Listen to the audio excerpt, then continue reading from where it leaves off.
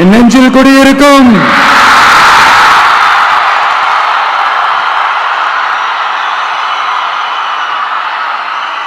தமிழக மக்கள் உங்கள் அனைவருக்கும் என்னுடைய வணக்கமும் என்னுடைய நன்றிகளும். குறிப்பா திருச்சி கிழக்கு தொகுதி மக்கள் உங்கள் அனைவருக்கும் என்னுடைய ஸ்பெஷல் வணக்கமும் ஸ்பெஷல் நன்றிகளும். இதை நான் ஏன் இப்படி சொல்றேன்னா, என்னை இப்போ பெரம்பூர் தொகுதி எம்எல்ஏன்னு தான் சொல்லுவாங்க. பட் ஆனா அது எலெக்ஷன் கமிஷனோட அந்த சட்ட விதிகளுக்கு மட்டும்தான் அப்படி. ஆனா என்னை பொறுத்த வரைக்கும், தமிழ்நாட்டை பொறுத்த வரைக்கும், தமிழ்நாட்டுக்கு எப்படி திருச்சி ஒரு இதயம் மாறியோ,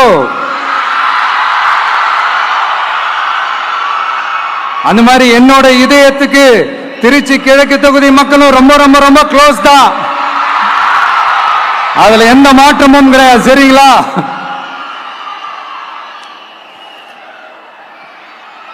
ஆட்சிக்கு சில வாரங்கள் கூட ஆகல. 6 மாசம் அமைதியா இருப்போம்னு சொன்னவங்களாம் 6 நாள் கூட அமைதியா இருக்க முடியல. ஆட்சிக்கு அரை மணி நேரத்திலே ஆரம்பிச்சுட்டாங்க. பாவம், ஒரு கல்யாண வீட்டுல எல்லாம் போய் புலம்பிட்டு இருக்காங்க. நான் சொன்னதெல்லாம் நடக்குதா? 1 by 1 எல்லா புலம்பல்ஸும்.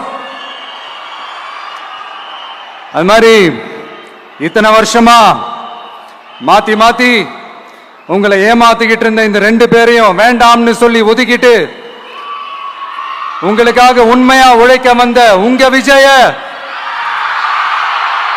உங்க அண்ணன, உங்க தம்பிய முதல் அமைச்சரா இல்ல முதல் சேவகனா ஆக்கி இருக்கிறீங்க. தலை வணங்கி ஒட்டுமொத்த தமிழக மக்களுக்கும் இந்த நேரத்தில் என்னுடைய நன்றியை தெரிவிச்சுக்கிறேன். இந்த நேரத்தில் எங்களுக்கு ஆதரவு தெரிவிச்ச அத்தனை இயக்கங்களுக்கும், அத்தனை இயக்கத்தின் தலைவர்களுக்கும் மீண்டும் என்னுடைய நன்றியை தெரிவிச்சுக்கிறேன்.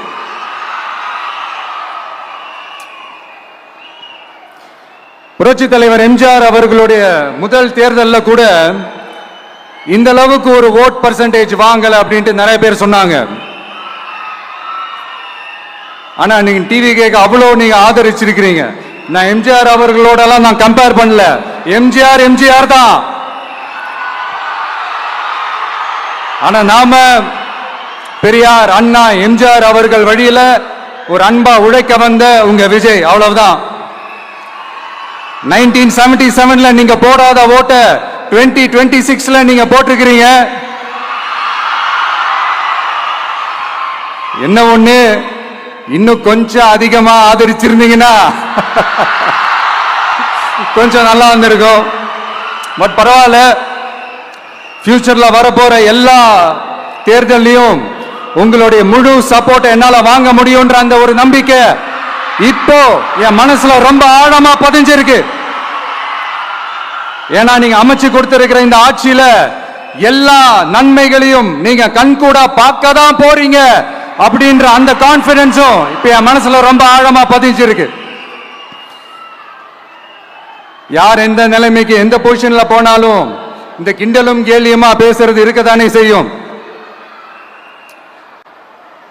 நம்மளை பத்தி, நம்ம அரசியலை பத்தி, நம்ம பேச்சை பத்தி இந்த கிண்டலும் கேலியுமா பேசிட்டு தானே இருப்பாங்க. அவங்க எல்லாருக்குமே என் சைட்ல இருந்து ஒரே ஒரு ரிக்வெஸ்ட், தயவு செஞ்சு நிப்பாட்டிடாதீங்க.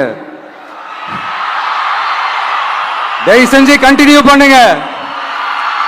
நீங்க தான் என்னோட எனர்ஜி ஃபோர்ஸ். நீங்க பேசிக்கிட்டே இருங்க, பேசிக்கிட்டே இருங்க, பேசிக்கிட்டே இருங்க. நான் மக்களுக்கு தேவையான நல்லதை செஞ்சுக்கிட்டே இருக்கேன், செஞ்சுக்கிட்டே இருக்கேன், செஞ்சுக்கிட்டே இருப்பேன். அடுத்து இப்ப நம்ம புதுசா அந்த சூட்லாம் போட்டு வரோம்ல, அதை பத்தி கூட நிறைய பேரு, ஏன் நாமெல்லாம் கோட் சூட்லாம் போடக்கூடாதா?